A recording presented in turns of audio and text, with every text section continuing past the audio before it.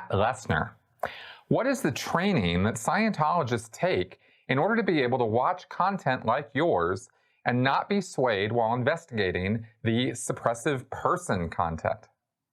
All right, so basically what you're asking is how is it that Scientologists and especially Sea Org members can watch my channel and not be affected by it as far as creating doubts and reservations and problems in their head about it? Well, for one thing, I can tell you that a lot of Scientologists who come to my channel do get fairly triggered. Some of them leave comments, even independent Scientologists who aren't part of the official church.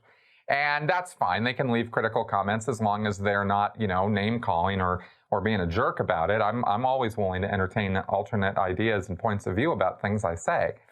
But as far as hardcore Scientologists, I mean, some of them have come to my channel and they have changed their minds about things, and they've contacted me afterwards saying, I watched your videos and really got me thinking about some things, and now I'm not so sure that this Scientology stuff is really what it should be.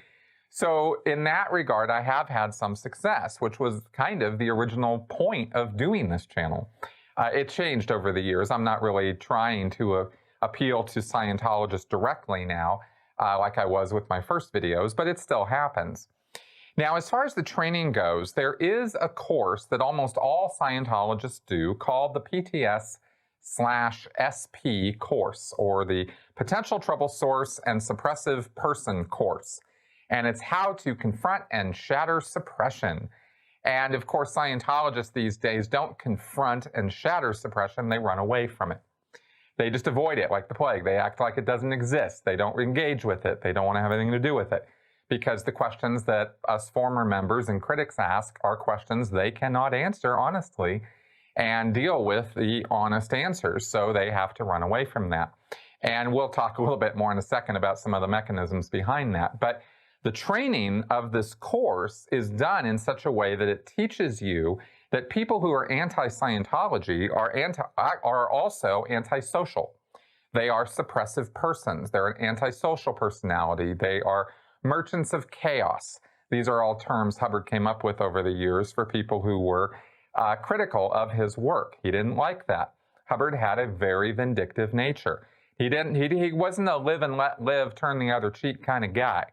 And he inculcates or educates Scientologists to also follow in his footsteps that way. That's how you get Scientologists who are willing to go do fair game actions on people, treat people like crap if they, don't follow the party line anymore. As I've gone on at length, it's about the us versus them mentality. That's part of every destructive cult. Scientology does a really good job of it. This course teaches that the SPs are antisocial. It teaches that they are low-toned on the tone scale, on Scientology's scale of emotions, which I'm putting a video on together right now. That means that because they're low-toned, that means that they lie consistently. That's their way of, that's what Scientologists are told to think about people like me. Or Leah, or Mike Rinder, or other, Tony Ortega, or any number of critics you want to name. We're all liars. We all have axes to grind. We're all people who have done morally reprehensible things, and because we've done those morally reprehensible things, according to L. Ron Hubbard, that is what causes us to be anti-Scientology in the first place. So it's really, we're only speaking out of our own guilty consciences that we criticize Scientology in any way. That is Hubbard's dogma, and that's what Scientologists learn to believe. That's what they're indoctrinated in. So when they have that filter in place, and that's just one of many. I mean, there's a lot of other information on this course about handling black propaganda and how people who spread black propaganda are, like gossip mongers, and they, again, not to be trusted. These are people who do not have truth in mind. They do not have anybody's best interests in mind except their own. And they are, at their core, scared, frightened little people who tell all these lies in an effort to distract and get people away from Scientology, because, according to Hubbard, Scientology is the one and only true path to eternal spiritual freedom and salvation. So anybody who would be against that is clearly psychotic. Duh. So that's the attitude that Scientologists have and bring to any when they are confronted with anti-Scientology information or information that tries to clarify what Scientology is all about, because I'll characterize myself as anti-Scientology, but it's not really the point to be against. The point is to try to just talk about the truth, and the truth is Scientology's bad stuff. So so their whole attitude about anybody, who does that is that they are lying, antisocial, criminal scumbags. So it's pretty easy when you create that frame of mind in somebody's head for them to just ignore or not give any credibility or credence to what you have to say. I mean, would you listen to what Charles Manson has to say about anything, or Jeffrey Dahmer or Hitler? No, of course you wouldn't. You wouldn't. I mean, who would? Who would give a crap about what any of those people have to say about anything? Even if Charles Manson didn't like the weather that day, I'd probably be like, well, good. Like, I hope it rains on your head, you evil person, So, so that's the kind of attitude they come at this with. And the people at the Office of Special Affairs who are tasked with looking at N theta on the internet, i.e. stuff like mine, that's what Scientologists call N theta, bad news, lies, vicious nonsense. They are indoctrinated even further into this belief. They're further indoctrinated that into Hubbard's conspiratorial view of the world. As I've talked about in whole videos, Hubbard created an incredibly complex conspiracy theory that has Scientology at the center of it, being attacked and beleaguered, on all ends by these dark forces that seek to control this planet and the population on it.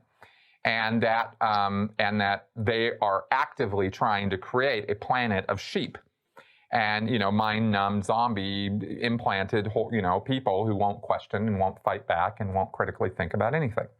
So Hubbard says Scientologists are the only ones who have an inkling of what the real truth is, and these dark forces are arrayed against Scientology to hold back and suppress the truth.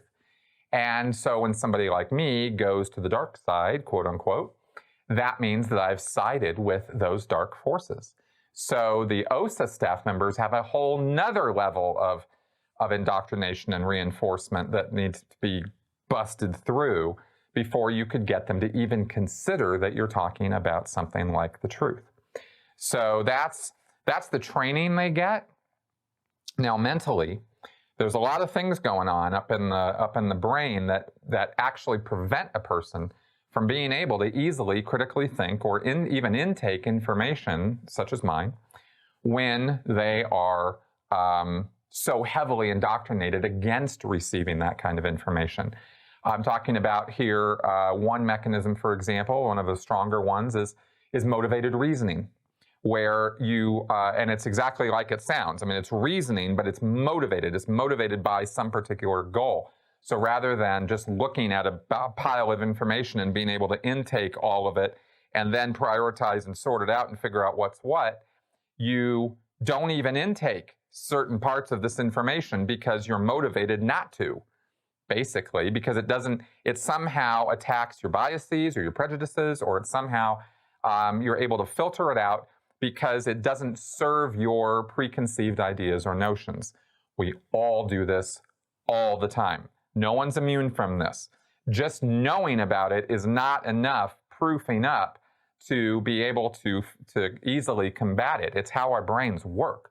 We want information that confirms what we already think and what we already feel like we know is the truth. So we only receive information that reinforces that, and we actively block information that doesn't. It takes a great deal of effort to overcome that. It takes a conscientious effort to do so. And that's one of the things about critical thinking that makes it so hard to do, and why it's not really super popular either, because it runs smack up against all of our prejudices and the things that emotionally make us feel good or feel right or feel true or feel like it, I'm making a difference in the world, or I'm doing all the good things that I'm supposed to be doing because I do this and I do this and I do this. And it doesn't matter. doesn't matter where you are politically, it doesn't matter where you are religiously or morally or ethically. We all think this way.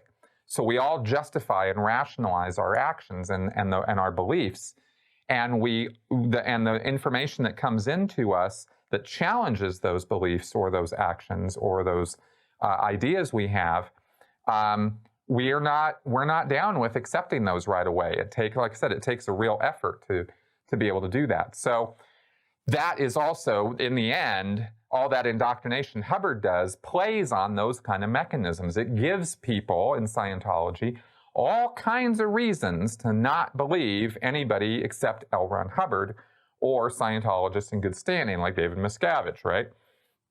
Gives them a whole heap of reasons to believe that stuff and to nullify anything that is not that, okay? So that's kind of the simplicity of it.